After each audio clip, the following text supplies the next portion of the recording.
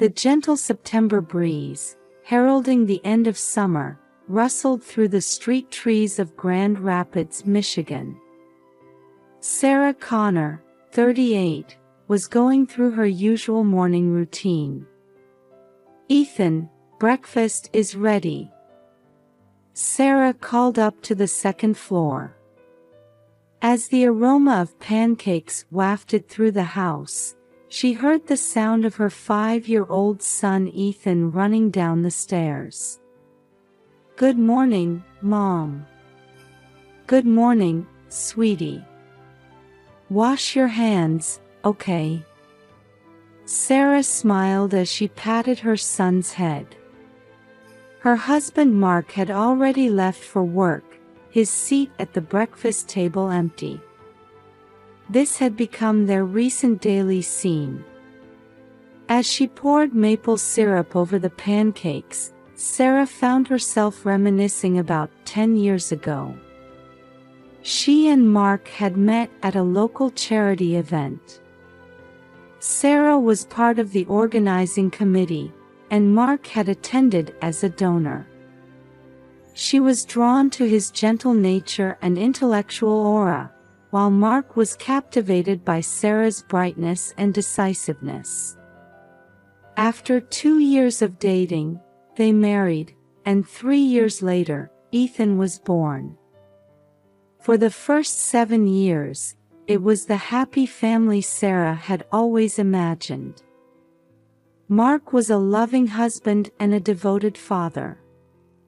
Their weekend picnics and evening board game marathons became cherished memories. However, over the past year or so, something had changed. Mark's return time from work gradually became later, and his time with the family decreased. Even on holidays, work calls became more frequent. "Mom, is Dad going to be late again today?" Ethan asked, his mouth full of pancake. Sarah hesitated for a moment. "Yes, honey. Dad's busy. But he loves us very much." Even as she said this, Sarah felt anxiety creeping into her heart. The recent Mark seemed like a different person. His gentle smile had disappeared, replaced by a constantly tired expression. He spoke less with the family, and when Sarah tried to talk to him, he responded absent-mindedly. Sarah let out a deep sigh. "It'll be okay. Once this busy period passes, things will go back to normal," she told herself. That night, Sarah sat alone on the living room sofa, staring at the TV. The screen was moving, but her mind was somewhere far away. The clock showed 11 p.m. Suddenly, she heard the front door open. Sarah jumped to her feet. "Mark?" There was no answer. Instead, the smell of alcohol wafted into the room. Sarah frowned. It wasn't unusual for Mark to drink, but he had never come home this drunk before. "Welcome home," Sarah called out, but Mark went upstairs without a word. Sarah sat back down on the sofa.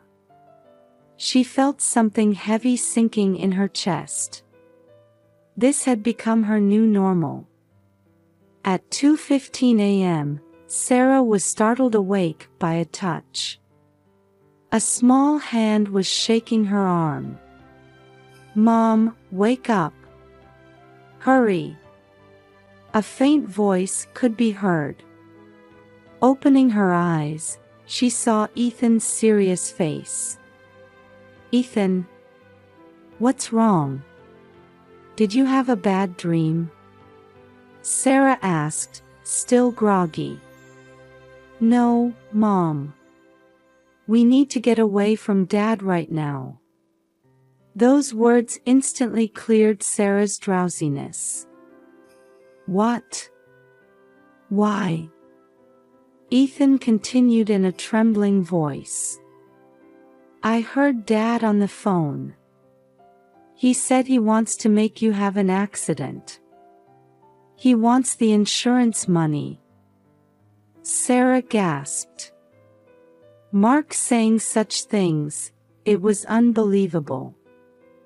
But thinking back on his recent behavior, she couldn't dismiss it entirely. In Sarah's mind, past events flashed by like a montage.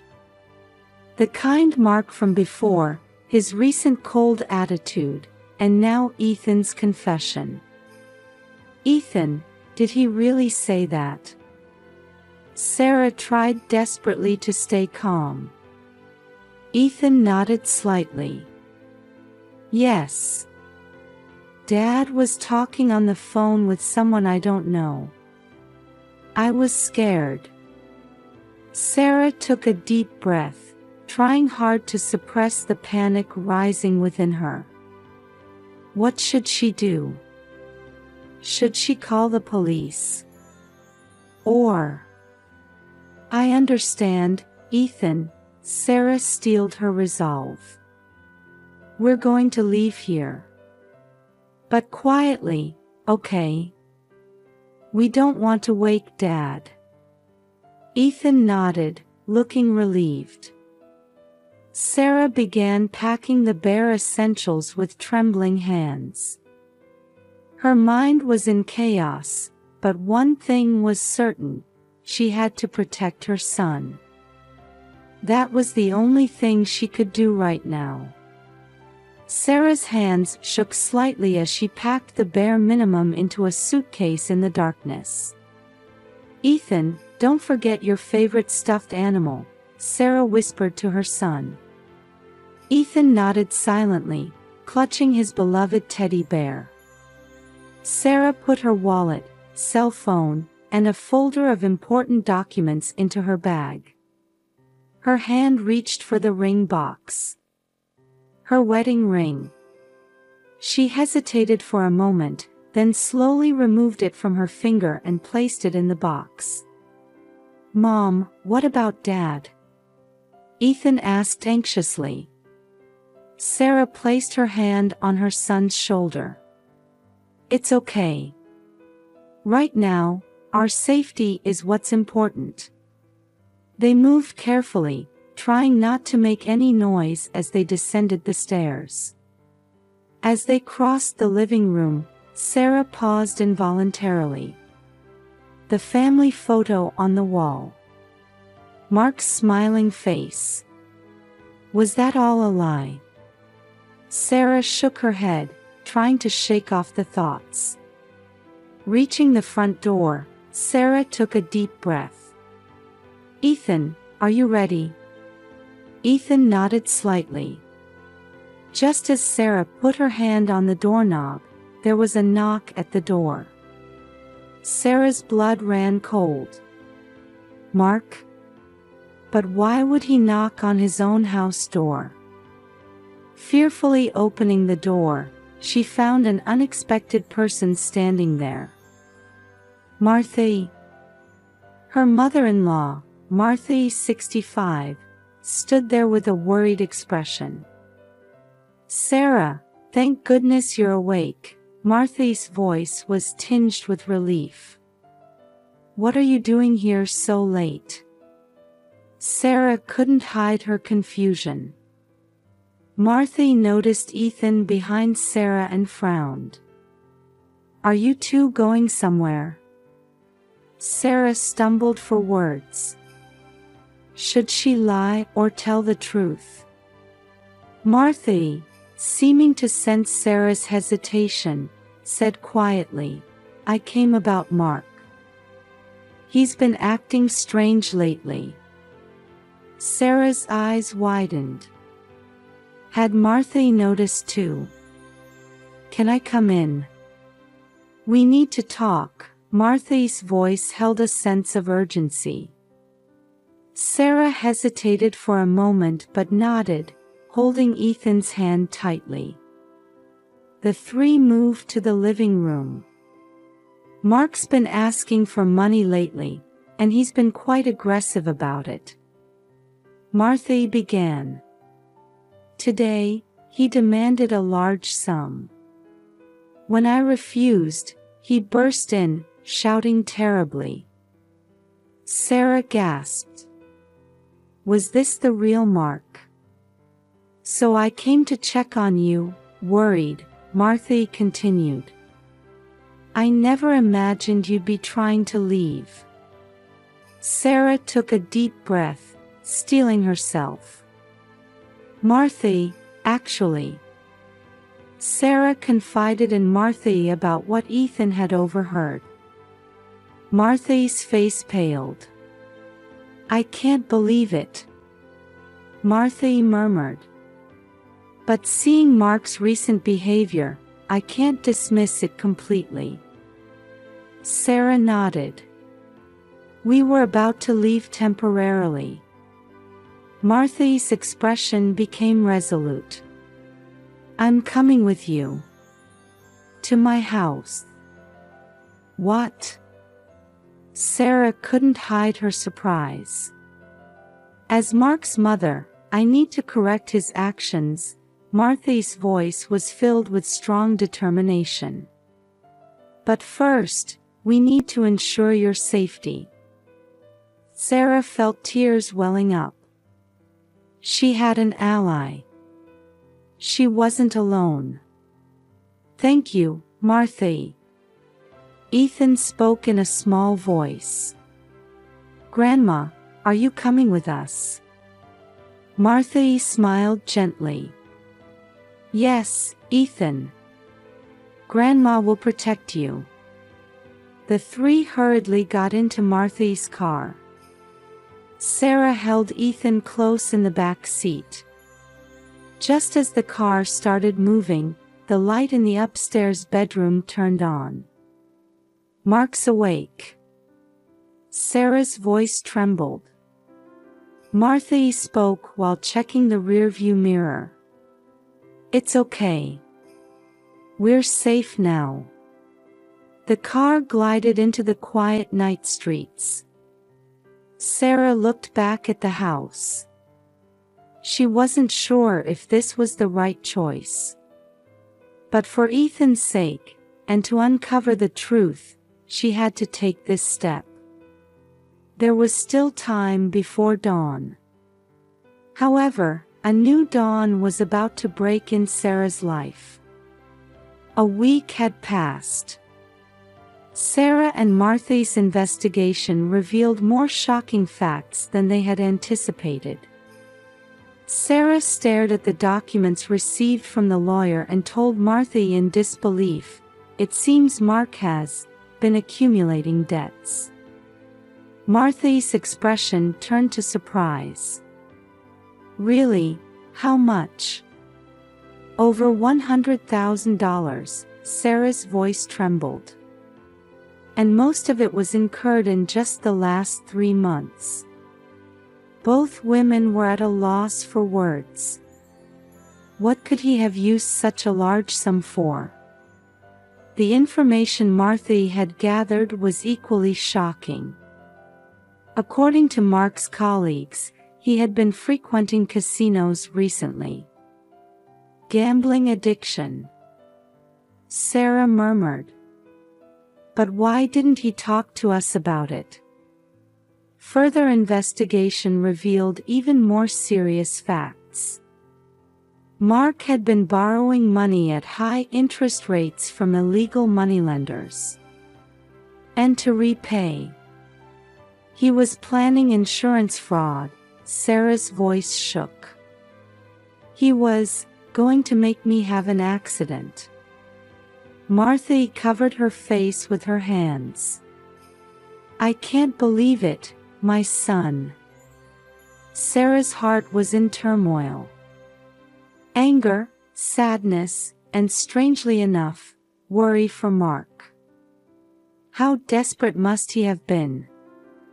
But why did he tell Ethan? Sarah voiced her question. It must have been his last pang of conscience, Martha answered quietly. No matter how desperate he was, he didn't want to put his son in danger. Sarah was filled with complex emotions. Disappointment and anger towards Mark. And the love for family that still remained in him. All of these mixed, unsettling her heart. Martha, too, felt deep sadness at her son's actions. Did I go wrong in raising him? No, Sarah strongly denied. Mark's choices are his own. You're a wonderful mother, Martha. The two women looked at each other, exchanging faint smiles. In this difficult situation, their bond had grown stronger. What do we do now? Martha asked. Sarah exhaled deeply. Honestly, I don't know yet. But there's one thing I'm sure of. What's that? Protecting Ethan. And bringing Mark back to the right path, determination shone in Sarah's eyes. Martha nodded. I'll help too. Let's get through this together, as a family. Outside, it had started to rain. As if foreshadowing the difficulties ahead. But even in the sound of the rain, there seemed to be a faint melody of hope. Sarah gazed out the window. The road ahead would be tough. But there was no turning back now. Knowing the truth, all she could do was move forward. For Ethan's sake, and for Mark's. 3 days after learning the truth, Sarah decided to confront Mark. As she waited for him in Martha's living room, her heart was pounding fiercely. The doorbell rang, and Martha let her son in. Mark's face looked exhausted, with dark circles under his eyes. Sarah. Mark's voice trembled. Sit down, Sarah tried to maintain her composure. Martha sat between them, trying to ease the tension as a mediator. Mark, I know everything, Sarah began. The gambling, the debts, and even the insurance fraud plan. Mark covered his face with his hands. I'm sorry. I'm so sorry. Why? Sarah's voice rose. Why didn't you talk to us? Mark let out a deep sigh. I was ashamed. It started with small bets. But as I tried to recover my losses. And you even thought about killing me. Tears welled up in Sarah's eyes. No. Mark cried out. I never really intended to do that. But the loan sharks were pressuring me. Martha quietly intervened. Mark, why didn't you come to me? I didn't want to trouble you. Mark's voice grew small. Sarah struggled to contain her emotions. But in the end, you told Ethan everything. Mark looked up, meeting Sarah's eyes. When I saw his face, I realized how foolish I'd been. I thought I'd rather confess everything than lose my family. A heavy silence fell over the room. Sarah took a deep breath. Mark, it's hard to forgive you. But. Hope flickered in Mark's eyes. For Ethan's sake, I want to try again. Sarah's voice was filled with resolve. Martha placed her hand on her son's shoulder. We'll help too. Let's get through this together. Mark nodded, tears streaming down his face. Thank you. I'm truly sorry. From now on, I'll put family first. I promise I'll make amends. Sarah quietly stood up and approached Mark. After a long silence, she embraced him. "Let's work hard together," Sarah's voice echoed gently. Mark's expression showed relief at those words. Family bonds grow stronger through trials. This wasn't an end, but a new beginning. 1 year later, the Connor family had undergone significant changes. Mark was receiving treatment for his gambling addiction and working hard to repay his debts. Sarah supported her husband's recovery while building her own career. Martha played a crucial role in deepening family bonds while looking after her grandson. Ethan, now 7 years old, was happy to see his parents' relationship improve. He often said, "I love Mom, Dad, and Grandma." One evening during dinner, Mark said to his family, "Thank you all. Without you, I couldn't have recovered." Sarah held her husband's hand and smiled. "We're family. We get through things together." Martha hugged her grandson and said, "Let's continue to cherish each other." Outside the window, the setting sun softly illuminated the town. A new morning awaited this family. 5 years later, the Connor family was bound by even stronger ties. Mark had fully recovered and was working harder than ever for his family. Sarah was proud of her husband's transformation, and their relationship had deepened beyond what it was before. Ethan, now 12, had learned the importance of family by witnessing his parents overcome their trials. Martha continued to fulfill her role as the family's pillar while watching her grandson grow. One weekend, during a family picnic, Mark quietly said, "I'm truly sorry. And thank you." Sarah looked at her husband and smiled gently. "We've already overcome the past. Now, let's look to the future." Ethan hugged his parents, while Martha warmly watched over the scene. This family had become stronger and more deeply bonded by overcoming their difficulties.